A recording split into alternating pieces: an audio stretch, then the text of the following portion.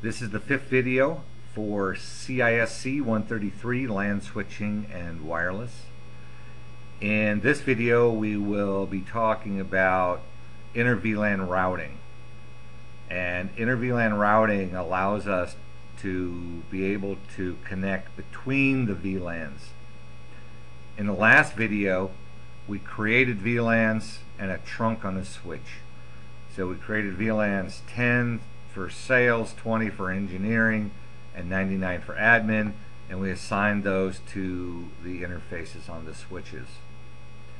We then created a trunk between the two switches so that traffic from all three VLANs could be sent across. But what we were not able to do would be able to ping from workstation in VLAN 10 to a workstation that was in VLAN 20, even though they were on the same switch.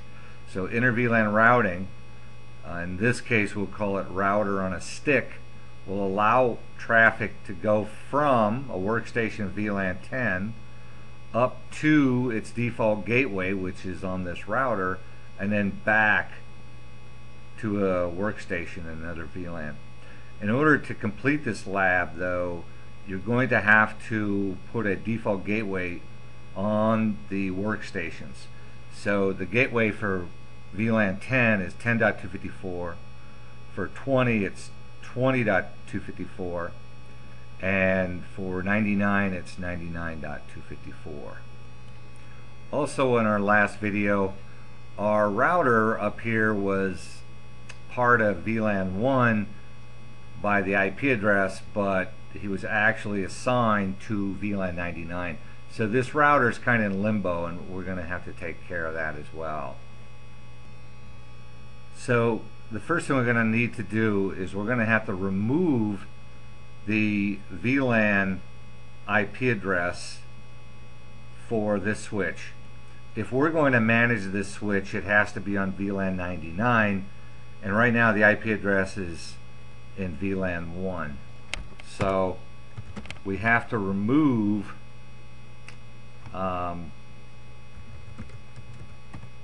the IP address from interface from VLAN 1.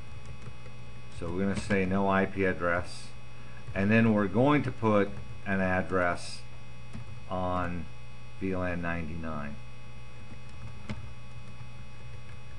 and that will be 99.100, and then a no shut. And hopefully that should come up.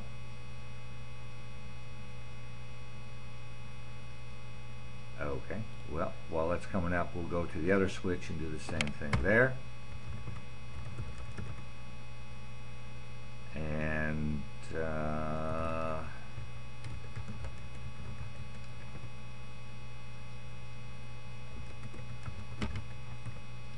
move that one and put in an interface VLAN 99. Give it an IP address of 192.168.99.101.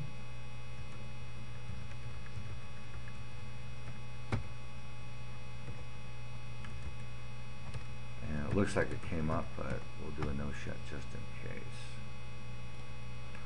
So now we put a IP address on this switch for VLAN 99, and an IP address in this switch also for VLAN 99. Our next step here will be to get this router out of limbo, because like I said, right now he's connected to a port on the switches belongs to VLAN 99, but his IP address is for VLAN 1. So we will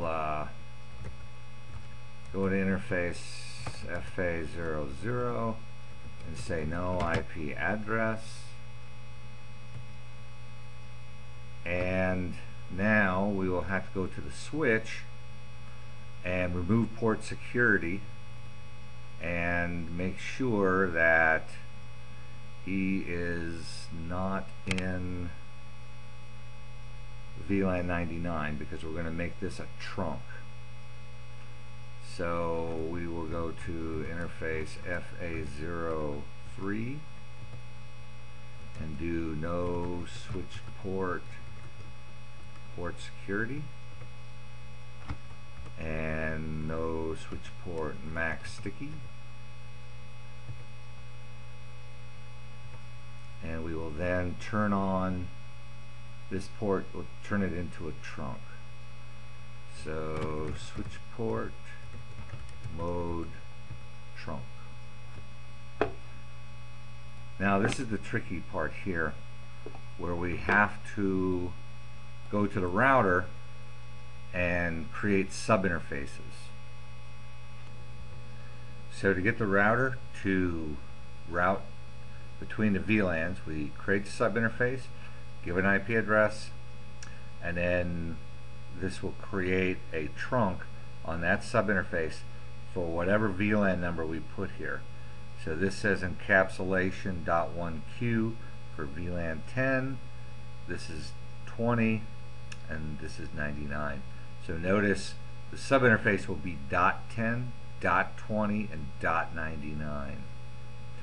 And the addresses will be 10.254, which should be the default gateway for these workstations, 20.254 for those workstations, and 99.254 for that workstation.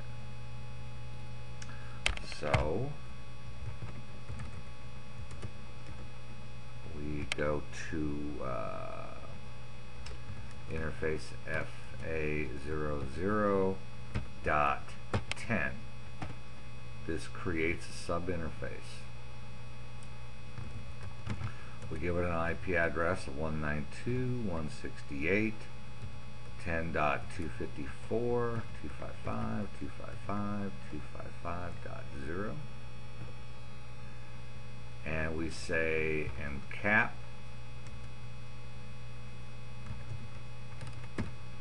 .1Q 10. Alright, now we can do that for 20.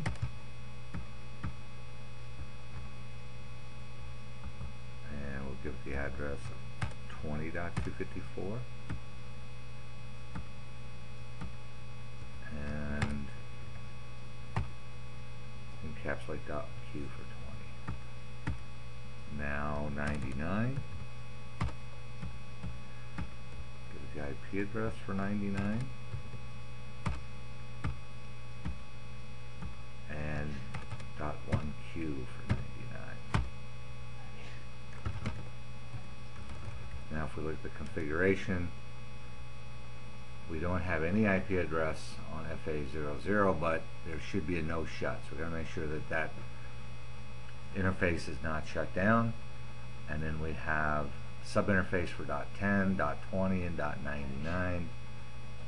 And I don't see an IP address on those bad boys, so try that again, huh?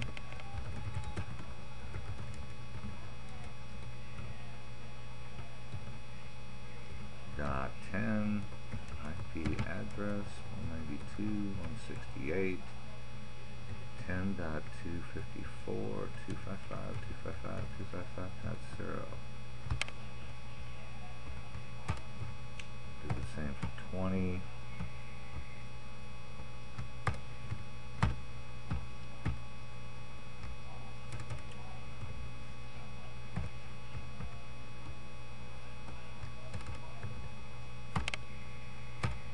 Alright, I'll try that again. Show run. There we go.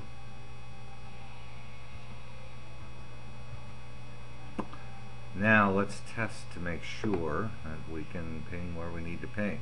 So we'll try to ping from VLAN 10 to VLAN 20. And yes, there we go. Successful. Try to ping from 20 to 99. Okay, good. So the workstations here look like they can ping between VLANs on the switch. Now let's see if we can ping between VLANs between switches. That is successful as well. So that's done well. Now let's try to ping from this workstation here 99 to the switches. They are also on VLAN 99. Successful. Successful. We'll try to ping the router. Successful. Alright. Well, that all looks good. But now let's try to ping from this workstation that's not in VLAN 99 to the switch that is. And notice this is going to fail. The reason for that is that this switch has no default gateway. Notice the workstations do have default gateways. The switch does not. So the pings are reaching the switch, they just can't make it back. In our configuration over here, you'll notice the command is IP default gateway 99.254. So let's see if we can paste that in there. Now let's see if we can ping that switch from a workstation not in the VLAN. Now it's successful. We do the same here.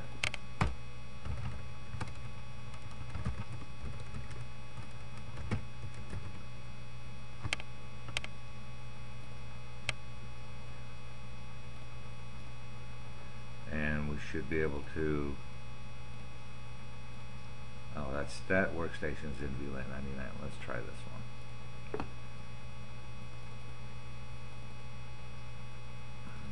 There it goes. So in this video we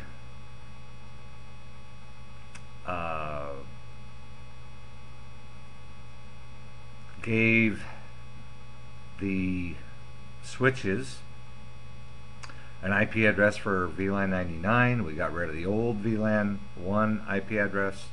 We took off port security to get this switch out of limbo. We created the sub-interfaces and gave them IP addresses within their VLAN range, encapsulated .1Q, and then gave the switches default gateway. So one more thing to wrap these up, a couple commands that will help you troubleshoot this is the show VLAN command, which shows you what VLANs belong to which ports, and the show interface trunk, which shows us which ports are trunked. And that should end VLAN inter VLAN routing video 5.